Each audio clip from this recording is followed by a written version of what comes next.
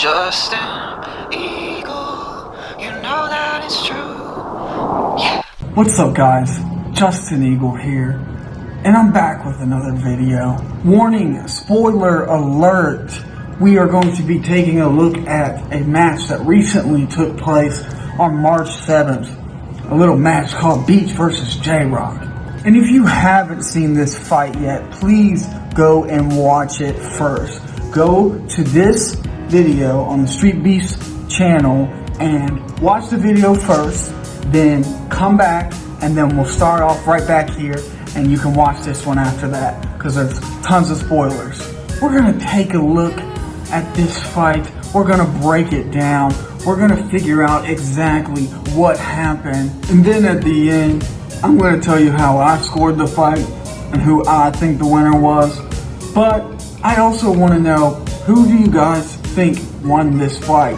Beach versus Jrock. I wanna know why you think they won it and who won each round and how you scored it. I'd love to hear your guys' opinions on this fight because it is a very interesting one. We're gonna look at each round, the most significant advantages for each fighter. Then we're gonna break it down. And then at the end, we're gonna figure out how Beach pulled this off and retained his belt. So how was Beach able to do it?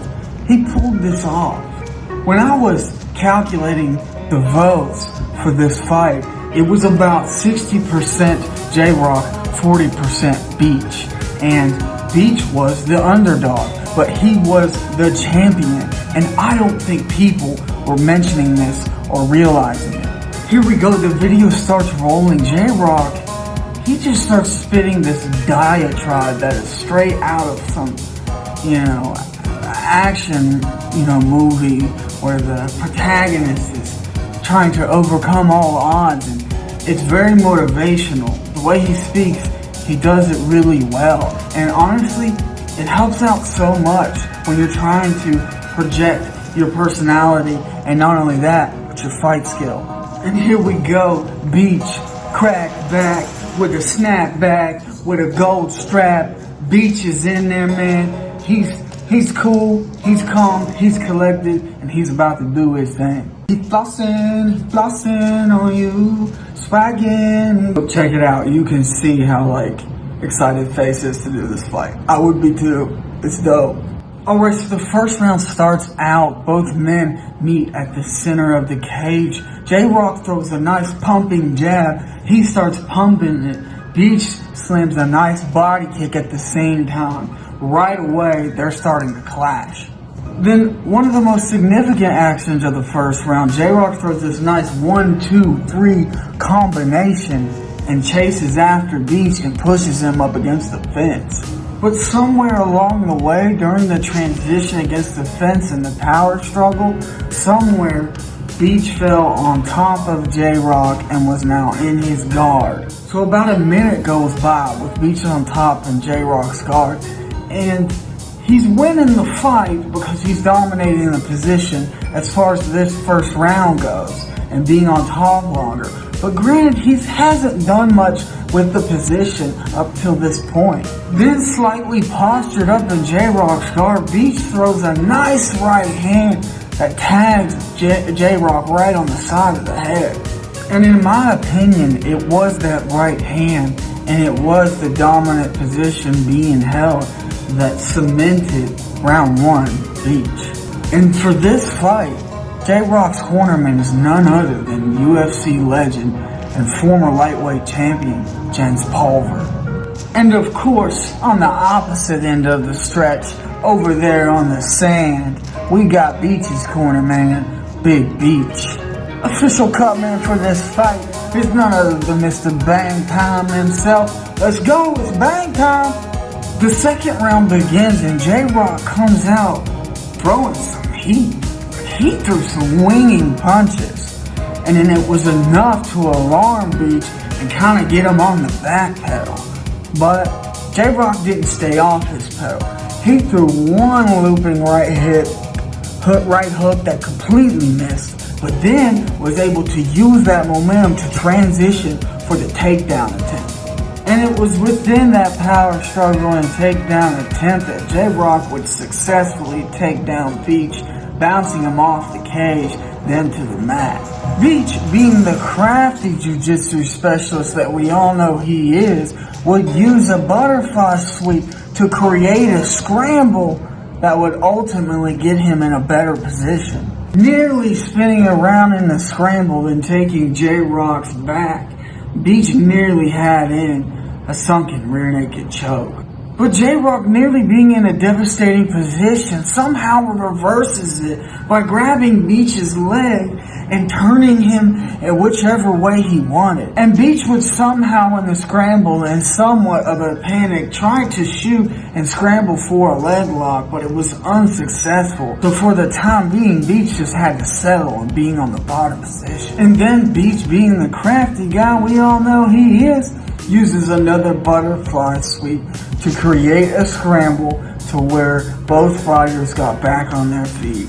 That was nice. And now both fighters back on their feet after the scramble, they would each look to kind of regain some energy, and Beach would look to engage some leg kicks right to Jrock's lead leg. But Jrock would eventually battle through Beach's onslaught of kick attacks and wrestle Beach up against the fence, bringing the round to a close. I'm going to go ahead and give Jrock the second round for how aggressive he was coming out of the bat with that big punch combinations to eventually scramble and get the takedowns, and also for the amount of time he was in a dominant position and top control. The round starts and both fighters come out pumping jabs, but it was Beach who executed this excellent takedown spin against the cage. During that takedown, it created a scramble where Jrock would look to isolate a single leg to take it down for himself. Beach uses the opportunity to spin around to Jrock's back.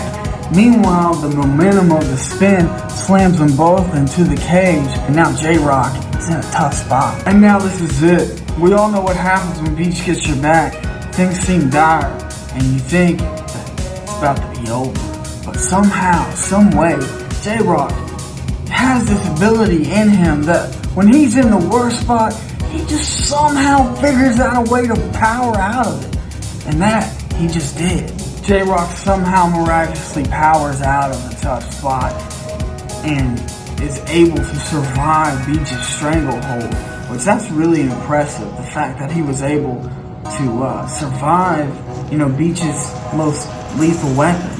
And he didn't just survive it, but he transitioned and got to a more dominant position. Powering out of the spot and surviving Beach's stranglehold, now Jrock will be in top position and be looking to take the next advantage. Now during this part, Beach would somehow find a way to scramble and look for a takedown as Jrock would try to stand and posture up, which then came a cinched double leg by Beach, one of the most significant moments and slams of the fight. It was significant because Beach didn't just, double leg him and slam him. He also spun out of it at the end of it. So he was able to think to do that to where if I'm in this precarious position after this slam, quickly spin out of it. And it was incredible. Now at this point, Beach is in top side control and he'll be looking to mount. But one thing I noticed is that Jrock, he actually does know what he's doing on the ground. Like, he has a pretty decent ground game because he knew to put his left foot on top of his right knee. Like, even if you're gassed out and you're out of energy or you only got some energy left, that's smart jiu-jitsu. That'll save you time and potentially it'll prevent anybody from, trying to advance position or mount. But Beach being good on the ground as well eventually does bypass it and move to mount position. Now Beach is in the mount position. Granted, at this time, both fighters are probably pretty exhausted, and Beach throws down some gracious blows, and I'll call them gracious, but they're just, tired. It's not enough to knock you out, but it's like, I'm here, you better do something. But Jrock being Jrock somehow powers out of it, once again saving himself and getting to a better position as Beach falls back into his guard and looks to lock up a triangle. And it's crazy because I feel like Jrock sensed this and he did something really smart here. He grabbed a hold of Beach's left leg and held control of it, so he wasn't able to lock up a triangle. So eventually he stopped the submission from happening. And then eventually Beach would have some rubber guard utilization, then he would transition from to an omoplata and then try to cinch up an arm lock from that position as the round came to an end. After watching this round and all the dominant positions Beach held, it was very clear that Beach had won this round. But Jrock had his moments, and he also had his moments combating adversity. Like, he showed that, he's got thick skin, he can survive, he can battle back, and it was just an incredible performance up until this point. The fourth round starts, these two guys come out and they meet at the center. They're both looking kind of tired, but they're both still there. They're both ready to engage. And out of nowhere, Jrock throws this nice uppercut to the body. And I think it kind of surprised Beach a little bit. He was like, oh snap, let's get cracked. And he was like, I'm here now, what's up? And it was a very interesting, thing to happen at the beginning of the fourth round. And it was from this nice uppercut to the body that Jrock was able to initiate a takedown, which Beach would try to defend using like a slight butterfly kick from the bottom to no avail, and eventually Jrock would end up in mount. And Jrock would maintain this mount position for a significant amount of time while Beach tried Gumby-like escapes to try to get his way out of it. Beach would ultimately try to power out of it, but be forced to give up his back. And here we are, almost a minute into the fourth round, and Jrock's in the most dominant position he's been in the whole fight, and it's coming down to the very end. And here it is. It's all come down to this. It is the fourth and final round. Jrock has Beach's back, and he's trying to sink in a rear naked choke, trying to give Beach a little taste of his own medicine. And Jrock is squeezing tight. Beach is hanging in there. And then it dawned upon me. I go, look, it's not exactly under his neck. Jrock's not in the right position on the back. Not any fault of his own, but just the way they transitioned. The choke wasn't really in there. Because if you look at the side of his neck right there. You see that? That's still blood flow getting to the brain. And I hate to be descriptive like that, but I just want people to understand. Jrock had him in a really tough and tight and painful neck crank. And lesser men would have tapped to this choke. I'm telling you. But Beach, being the tough guy that he is able to survive it and giving those thumbs up until the round comes to a close. So the fourth round had to go to Jrock based on the uppercut at the beginning of the round, the amount of time he spent in the dominant position of mount, and the rear naked choke he nearly had at the end of the fight. Now don't get me wrong, it was a choke to some degree.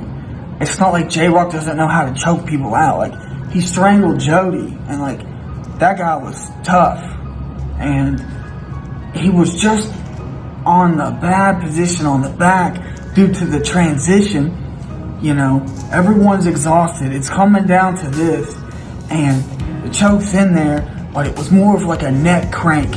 And there was, obviously it's a stranglehold as well. So, like I said, man, that hurt. I guarantee it hurt. But Beach was just like, I'm hanging in there. And eventually that was it. The fight was over. At this point, the fight is over. Both men lay on their back in disbelief, both exhausted, but both realizing they just did something special. Both fighters find their way to their feet and embrace at the end of an amazing fight, and I have to say, it was incredible. Judging by all the offense from Jrock in that fourth round, I definitely had to give it to him. So the fight is over and the winner is announced, and it is none other than Beach. Beach retains his title. Beach will keep the belt, and he is victorious. Now, based on how I scored it and how I thought the fight went down, I gave the first round to Beach, and I gave the third round to Beach. And I also gave the second round to Jrock, and I gave the fourth round to Jay. And after tallying up round for round, I had scored this thing a majority draw. 2 rounds for Beach and 2 rounds for Jrock. But yet, they scored it for Beach. So how did he win? Now, before the fight, I also gave a prediction as well. And you can check that video out right here. Right, majority draw. You heard it here first. Both men will get a win. Beach will keep the belt, and these boys will battle once again. Now, I don't know how they score or judge the fights as street beefs, but maybe they looked at the contest as a whole and just thought that Beach did more damage or had strikes or something that was far more significant that would ultimately give him the win. Now, typically in most other organizations' championship fights, it is a 5-round affair. This one was only 4 rounds. But then again, Street Beast isn't your typical organization. Now, I ultimately scored it a majority draw after watching round for round, 2 for 2. But the great thing is that even though I scored it that way and they saw it this way, it's okay. At the end of the day, it was a great fight. That was awesome. Props to Beach and Jrock for throwing down, because that was excellent. You gave us all a great show. It was certainly spectacular. And, you know, they scored it for Beach. Beach is the winner. Congratulations, Beach. I know you both have got a bright future ahead of you. The thing is, and the important thing is, it's so hard to judge an MMA competition. Especially like right after you've just watched it, like, oh, you gotta decide a winner now, like you can't like watch replays or anything. Like, it's so hard because the show must go on. Like, we have other fights this night, and you know, we have to make a decision now. And maybe that's ultimately what it came down to. But the thing is, we can never judge them for who they say the winner is. You know, if they say Beach won the fight, Beach won the fight. Like, that's it. Like, we can throw out our opinions and our suggestions, but, you know, at the end of the day, we're just the spectators, you know, we're just the fans, and ultimately, we can voice our opinions, but it's what they say that goes. But yeah, guys, I want to hear your opinions.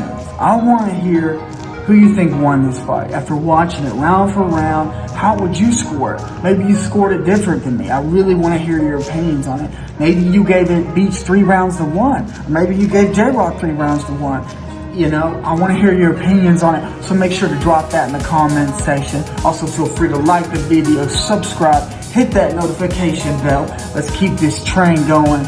And yes, I'm so excited to watch the rest of the fights. They're currently uploading, like I said, Street Beast channel down in the description, Jrock's, Beach's channels down in the description. Check them out, send them with a subscriber, show some love, leave me a comment, tell me what's up. And yeah, also go check out Street Beast page, because they got a ton of great fights and they're still uploading currently. So go check those out. And yeah, guys, have a great day. Till next time. And at the end of the day, there's always rematches. And yeah, guys, have a great day.